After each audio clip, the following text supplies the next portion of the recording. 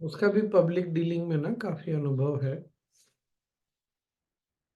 तो मैं उसको बोल रहा था, कुछ बात हुई तो मैंने बोला याद रखना, ज्ञान में किसी को इंटरेस्ट नहीं होता है। अनुभव जीवन को बदलता है, ज्ञान से जीवन नहीं बदलता। जब अनुभव होता है तब चित्त जो है ज्ञान की ओर जाने के लिए तैयार होता है। नहीं तो ज्ञान क्या होता है, केवल ज्ञान लेते जाओ लेते जाओ लेते जाओ, फिर वो ना एक धारणा बना देता है कि हमरे को पता है। जैसे भारत में, मैंने कभी ये शेयर किया है कि नहीं पता नहीं, जेल में जब जाता था ना, तो बहुत सारे कैदी ऐसे हैं जो बहुत लंबे समय से, किसी को आजीवन है कुछ इस तरह, तो जितना भी शास्त्र अपना ना सब पढ़ डालते थे। समय बहुत रहता है। और हमारे यहाँ तो शास्त्रों की कमी है नहीं। बाहर भी शास्त्र जानने वाले बहुत हैं, पर अनुभव का पता नहीं।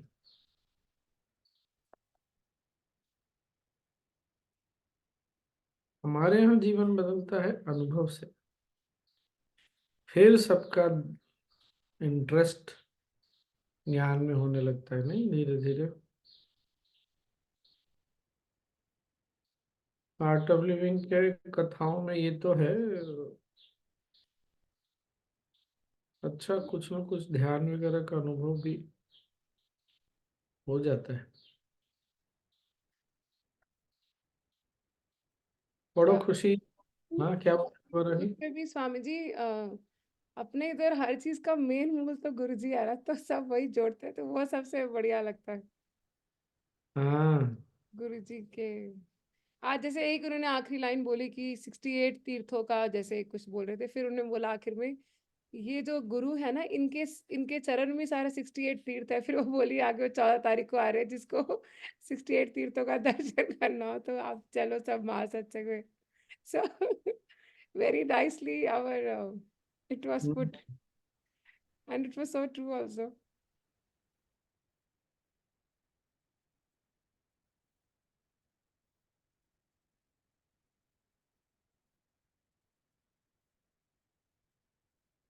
कैसा है ना, अभी गुरुदेव हैं, आश्रम है, सब है। पता नहीं कौन जाने के लिए तैयार होगा नहीं होगा, लेकिन वही आज से 100 200 500 वर्ष बाद क्या होगा, लोग ऐसे बात करेंगे, अरे चलो गुरुदेव के आश्रम चलना चाहिए हमको।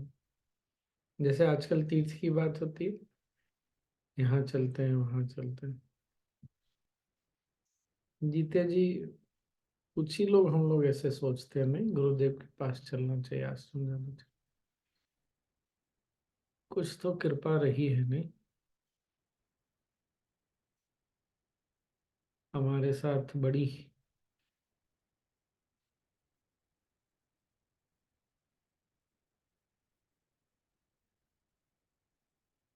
पढ़ो खुशी, तुम ही बच गई। ओ, रेखा भी तो आ गई। रेखा पढ़ोगी?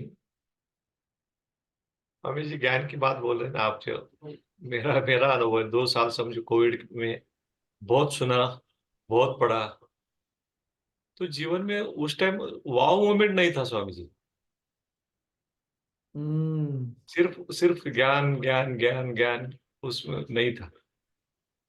जब आपसे मिले हैं या आपसे कुछ थोड़ा सुन के कुछ अलग अलग बातें समझ में आती हैं, तो वाव मोमेंट आ गया, कुछ ना कुछ मिल रहा है ऐसा लग रहा है स्वामी जी। सिर्फ ज्ञान में रह के नहीं चलेगा, आप जो बोल रहे हैं उसका एक अनुभव। नहीं चलता ना। फिर कॉन्सेप्ट वो अष्टावक्र गीता में भी गुरुदेव ने बोला ना, फिर अष्टावक्र अगर आप कोई भी व्यक्ति छूता है और वो साधना नहीं है,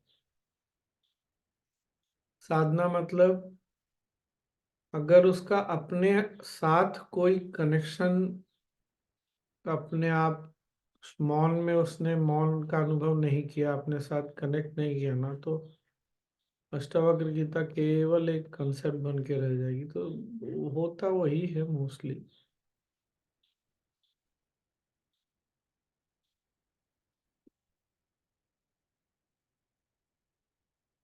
रेखा पढ़ोगी?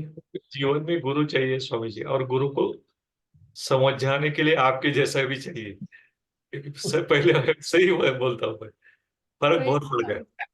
ये बिल्कुल बहुत सही बोला आप। डिफरेंस है स्वामी जी। जब आपके साथ डिस्कस होता है ना ग्रुप में, तो उसका मतलब अलग तरीके से सामने आता है। डिस्कशन जब होता है और अकेले पढ़ते हैं तो बहुत डिफरेंस आता है। तो ये है, आपके पास कुछ सिद्धि है। स्वामी जी मैं भी एग्री करती हूँ, बिकॉज इतना चीजों को इतना कॉम्प्लिकेटेड लाइफ लगती है ना, भारी भारी, तो आप उसको एक वर्ड में हल्का कर देते हैं, कोई बात नहीं। बस मैं ये सुनने के लिए उनको कॉल करती हूँ, कोई बात नहीं, कि कोई सच में समझ के बोलता है, कोई बात नहीं, ऐसे ही नहीं बोलता है। तो बहुत तसल्ली होती है मुझे भी, बहुत प्रैक्टिकली, मतलब अपने आप चीजें होती हैं, वो बस एक समझने से, वो कोई हमें इतना खुलापन देता है और हमारी बात समझता है, तो ये बहुत बड़ी चीज है स्वामी जी। और फिर वो गुरु के साथ ही हमें जोड़ता है, खुद ऐसा ही है, तो बहुत अच्छा लगता है स्वामी जी, सीरियसली। और जिसको जो चाहिए ना, वो नॉलेज शीट से बाहर आता है। समझो मुझे कुछ आज लग रहा है कि मुझे इसका आंसर चाहिए, तो एक पॉइंट क्लिक कर देता है मुझे भी। ये मेरा आज तक का अनुभव है। स्वामी जी,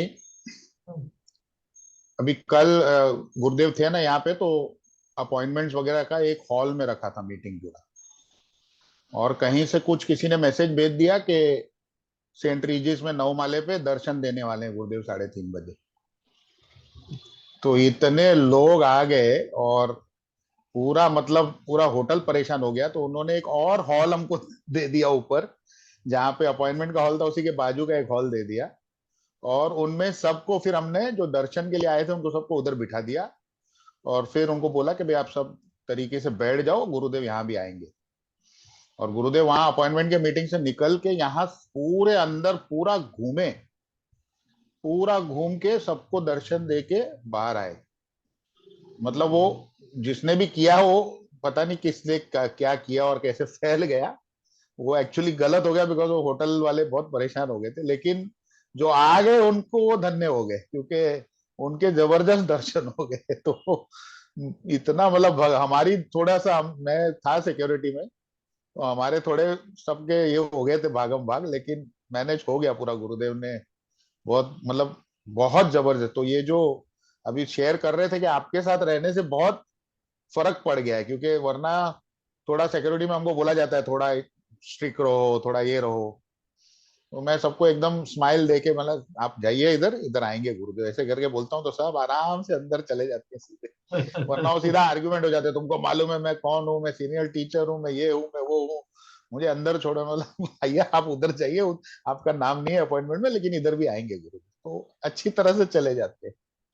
तो बहुत जबरदस्त, मतलब अनबिलीवेबल हुआ जो भी हुआ। स्वामी जी, वो आप कहते हैं ना कि अनुभव वाली बात, वो हम लोग महसूस करते हैं आपके साथ, वो अनुभव में आता है। हाँ अच्छा, स्वामी जी, मैं थोड़ा 10 मिनट पहले आ गई, तुम मुझे तब फटाफट से फ्रेश हो जाओ, जल्दी से बैठ जाओगी। आज मौका लगा, भाग के बैठ जाओ, मिस नहीं करना चाहिए। उस और दिन हम जब परसों आए ना स्वामी जी, जब वो आए, तो हम लोग सब खड़े थे ऐसा चेन बना के नीचे उनको रिसीव करने के लिए। तो अंदर आते ही हमको सबको बोला, कौन है, कौन आपके पीछे, कोई है ही नहीं। बोले छोड़ो हाथ। बोले तुम लोग ही गर्दी करके रखे हो, खाली भीड़ करके रखे हो। और जितने खड़े थे सबको मिल के गए ऊपर। तो उनका ऐसे ही है, इंदौर में लास्ट ईयर आए थे, लास्ट ईयर। तो एक सज्जन के का बहुत बड़ा कॉलेज है, बहुत बिजनेस है वगैरह, तो खूब बोलने लगे गुरुदेव को। बोलने के पहले वही इतना बोलने लगे, जब वो चुप हुए ना, गुरुदेव ने उनकी सारी बात काट दी। उनका ये था कि लोग सो गए हैं, सोए रहते हैं, इस तरह से। गुरुदेव ने बोला आप गलत बोल रहे हैं, अभी दुनिया में सबसे अधिक ना नींद की जरूरत है, लोगों को नींद ही नहीं आती, अच्छे से रेस्ट नहीं होता। सारा उनका धराशायी कर दिया। तो हमारे साथ भी ना वो ऐसे ही करते हैं। हमको अगर हम देख सकें तो, और जब हमारा दिल खुला रहता है ना, यहाँ मैं मन और बुद्धि की बात नहीं कर रहा, दिल अगर खुला रहता है तो एक ही चीज से कितने आयाम निकलते हैं ना, वो हमको समझ में नहीं आ सकता। गुरुदेव ने जो उस दिन मुझे बोला ना, अब सोचिए उस दिन के बाद से मैं इतनी गाड़ी चला रहा हूँ।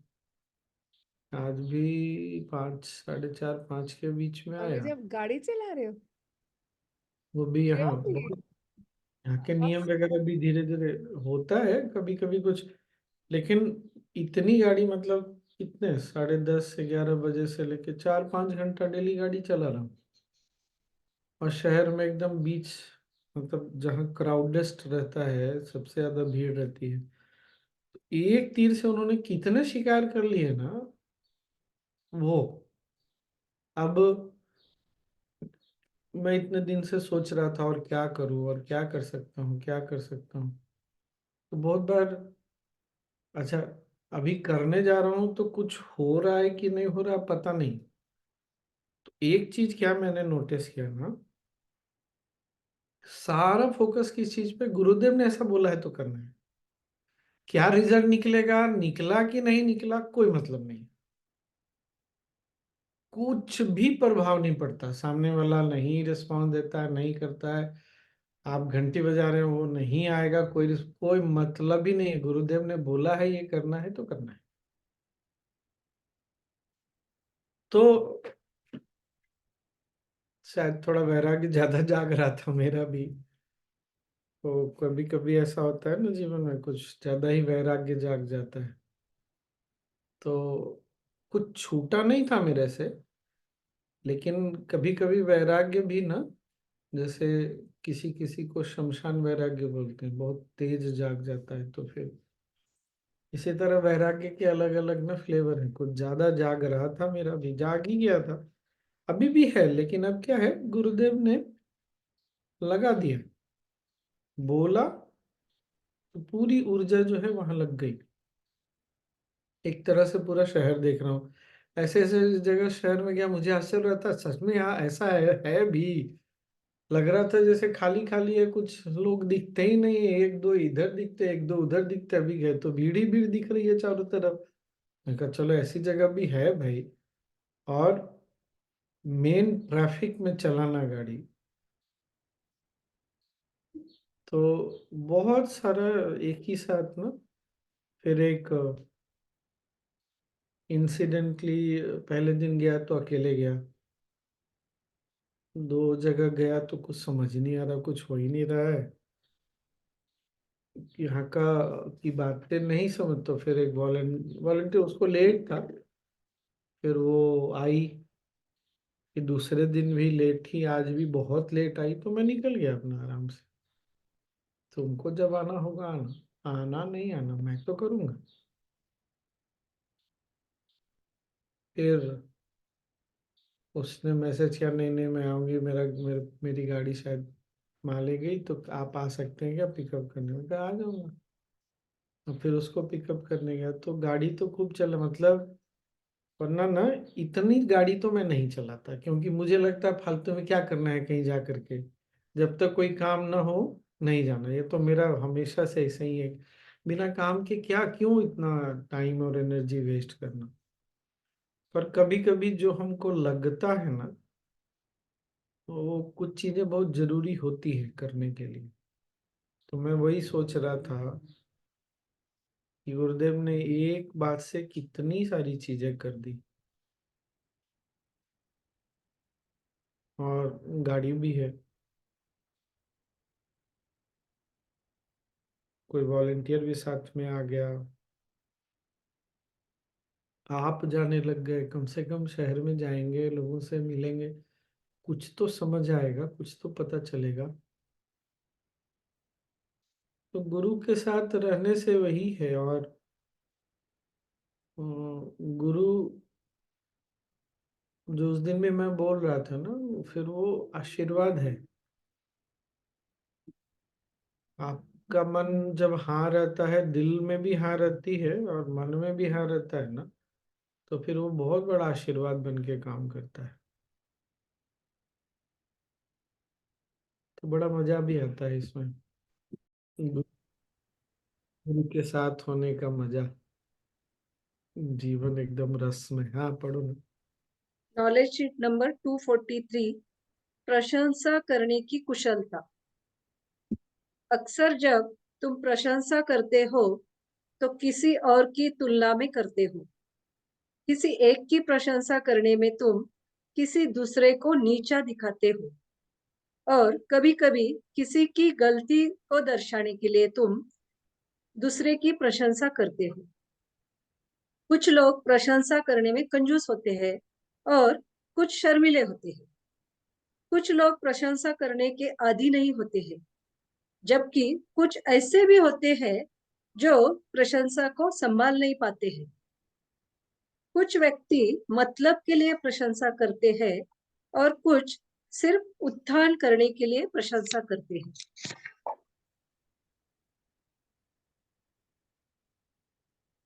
कुछ और लोग आत्मविश्वास की कमी को छुपाने के लिए स्वयं की प्रशंसा करते हैं, जबकि कुछ अन्य दूसरों को उनकी प्रशंसा करने की अपेक्षा करते हैं। प्रशंसा करना एक महान गुण है, लेकिन इसे चापलूसी समझकर भ्रमित न हो। अक्सर लोग अपने काम को पूरा करने के लिए चापलूसी का उपयोग करते हैं, जबकि सच्ची प्रशंसा गहरी सराहना से होती है। किंतु वास्तविक प्रशंसा निखरी चेतना की अवस्था में उदित होती है। उन्नत चेतना की अवस्था से जो प्रशंसा आती है वह उसका स्वभाव होता है। साधारणतः प्रशंसा राग और गर्व से आती है। उन्नत चेतना से आने वाली प्रशंसा तृप्ति से आती है। प्रशंसा निस्संदेह चेतना को उभारती है और उत्साह व ऊर्जा लाती है, परंतु इसमें घमंड भी आ सकता है। प्रशंसा करना भी एक कुशलता है। जब कोई तुम्हारी प्रशंसा करता है तो क्या तुम बिना शर्माए उसको स्वीकार कर सकते हो? बिना शर्माए प्रशंसा को स्वीकार करना भी एक कुशलता है। जय गुरुदेव।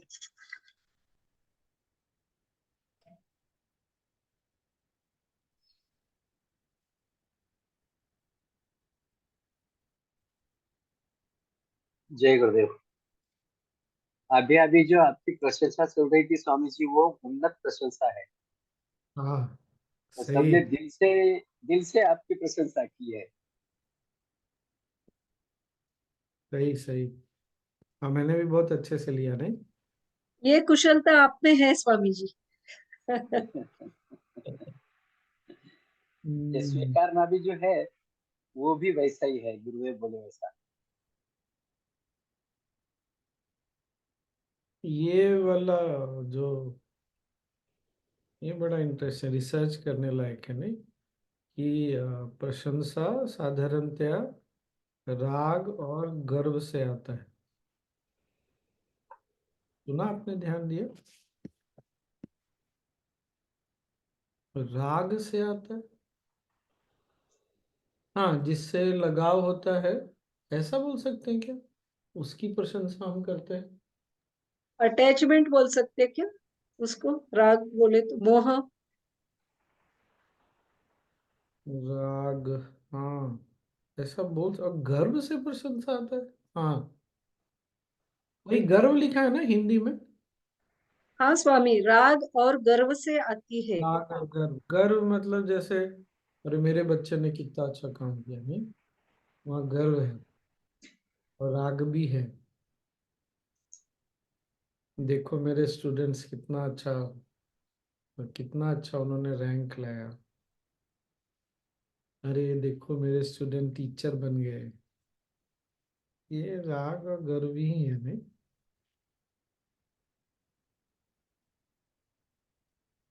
हम्म। हम जो प्रशंसा करते हैं आपकी, हमारी उन्नत चेतना है क्या फिर स्वामी जी? हाँ हाँ, बिल्कुल। उन्नत चेतना से आने वाली प्रशंसा तृप्ति से आती है, ये भी उसके बाद में लिखा है। हाँ, तुम लोग को मेरे से तो कुछ चाहिए नहीं। और ये भी है ना, जैसे शुरू में आरंभ में गुरुदेव ने बोला ना, जब तुम किसी की प्रशंसा करते हो तो तुलना में करते हो। ये भी बहुत होता है। अरे देखो तुमने कितना अच्छा काम किया, उसने देखो कैसे किया था। आपने एक की तो प्रशंसा कर दी पर दूसरे को गिरा दिया। ये भी बहुत होता है। हमारे यहाँ तो होता ही, सब जगह होता है। आगे से ना हम प्रशंसा जब करेंगे ना तो ध्यान रखेंगे, किसी को गिराएंगे नहीं। बहुत बार माता पिता भी ये काम कर जाते हैं, बड़े लोग भी एक का प्रशंसा करते हैं, दूसरे को गिरा देते हैं। प्रशंसा करना केवल प्रशंसा करने के लिए। और ऐसा भी तुलना होता है, तुमने जो इससे पहले किया था उससे बहुत अच्छा किया है, ये भी तुलना हो गया ना। तो बढ़िया।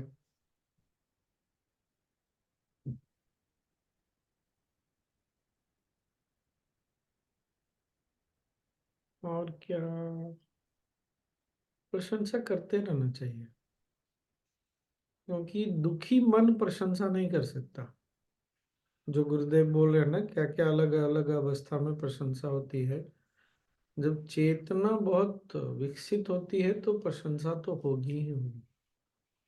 जब हम सुखी बहुत आनंदित होते हैं तो क्या, देखो कितना बढ़िया है ना सब, कैसा लगता है, देखो यहाँ आके कितना मन प्रसन्न है, सुखी है, इसीलिए प्रशंसा कर रहा है, तृप्त है। प्रशंसा करना चाहिए। प्रशंसा, बहुत बार प्रशंसा करने से भी मन, अपना भी मन फैल जाता है, दूसरे का मन तो फैलता ही है। पर अगर आपकी प्रशंसा, हमारी प्रशंसा से हम झाड़ पे चढ़ते हैं तो फिर हमको ना संभालना चाहिए।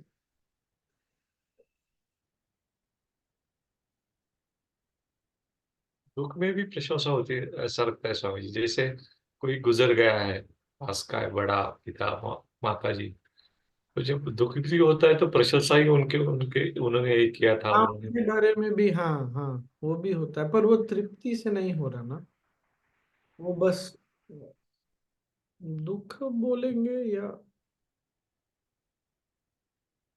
ये भी बहुत विचित्र है। जीते जी प्रशंसा करना ज्यादा अच्छा है, बाद में प्रशंसा करके क्या उसको। जब हम किसी की प्रशंसा करते हैं तो उसके अच्छे कर्म भी हमारे साथ आ जाते हैं ना स्वामी जी। कुछ अच्छा बोलते हैं किसी के बारे में, उसको हम अच्छा प्रशंसा भी बोल। हाँ। हाँ, वो तो पता नहीं आते हैं कि नहीं आते। जब हम आज प्रशंसा करते हैं तो हमारी चेतना फैलती है ना, हमारी चेतना फैल गई तो और क्या। जीवन तो वही तो है, चेतना का विकास ही तो है, यही तो है। जीवन का विकास, चेतना का विकास।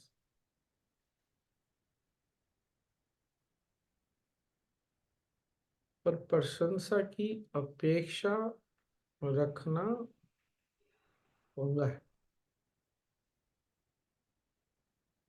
हो जाता है पंगा।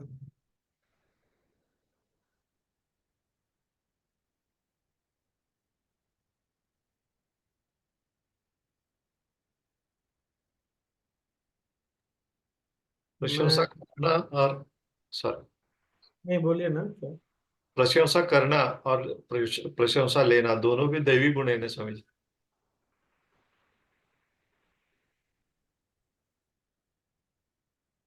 गुरु जी का प्रशंसा करो तो कुछ रिस्पॉन्स ही नहीं देते हैं, दत्त।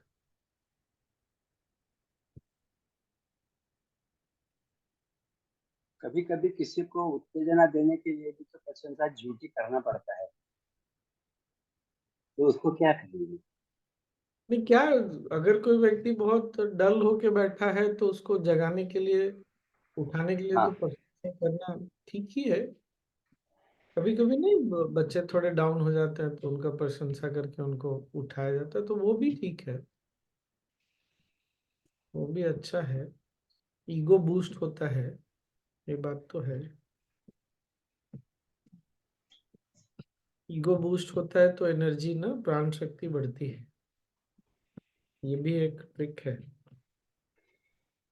इसीलिए भगवत गीता में भी बार बार ना अर्जुन का ईगो पंप करते रहे कृष्ण भगवान, ताकि वो इतना डाउन हो गए थे ना अर्जुन,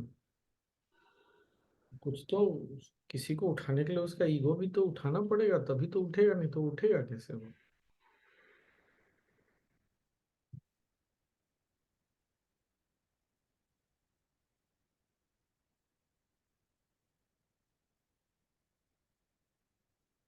क्या बज गया? 9:30 से ज्यादा हो गया। मेरे मन में एक विचार आया, अगर फिर से कोविड जैसी स्थिति आ गई, मैं तो आश्रम में था इसलिए बहुत कुछ पता चला नहीं, आप लोग तो संसार में थे एकदम,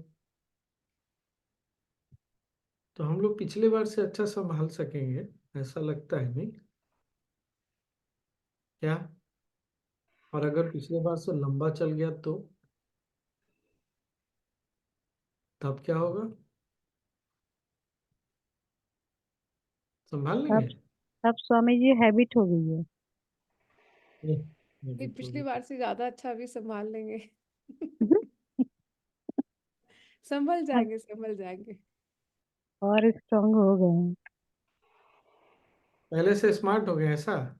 बिल्कुल। लेकिन चिंताएं गई कि नहीं? चिंता सब तो चली गई। मैथमेटिक्स के टर्म में तो वेरिएबल्स अभी भी सब मौजूद ही है, बच्चा, घर, पति, भाई बहन, माता पिता, और एक दो डिलीट हो गए होंगे, लेकिन इतना सारा है तो फिर चिंता नहीं होगी? सोचिए तो, होगी कि नहीं होगी चिंता? स्वामी जी, चिंता होगी, जरूर होगी, लेकिन शायद कुछ बदलाव होगा पहले से, क्योंकि एक तो इतना देख लिया, दूसरा ऑफ कोर्स गुरु जी पे तो हमको संभालते संभालते थोड़ा हमें भी बेटर कर दिया शायद गुरु जी ने, मन वाइज भी, सब वाइज। ये सब डॉक्टर्स और हॉस्पिटल के लिए फिर से बहुत स्ट्रेसफुल हो जाएगा। हमने जो देखा है अभी तो नको लगता है, नहीं बाबा ऐसे इतना सीरियस तो नहीं होगा स्वामी जी, क्योंकि बहुत सारे वैक्सीन ड्रग्स अवेलेबल है, लेकिन फर्स्ट वेव में बहुत ज्यादा डेंजरस हुआ था सब। हम्म